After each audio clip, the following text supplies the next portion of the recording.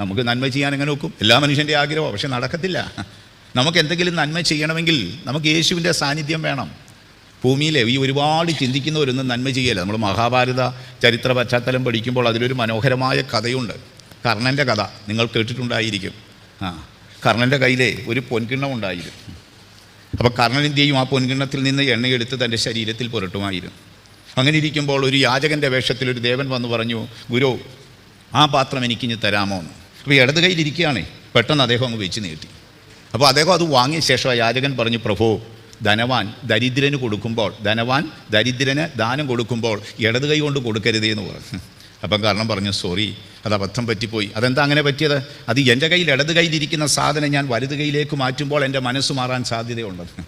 നമ്മൾ ഭൂമി നന്മ ചെയ്യാത്തത് നമ്മൾ ഒത്തിരി ചിന്തിക്കുന്നവരായതുകൊണ്ടാണ്.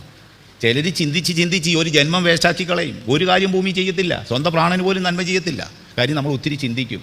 ഒരുപാട് ചിന്തിക്കാത്തവരെ ഭൂമി നന്മ ചെയ്യത്തുള്ളൂ. അപ്പോൾ ആ നന്മയ്ക്ക് പിന്നിൽ ആരുണ്ട്?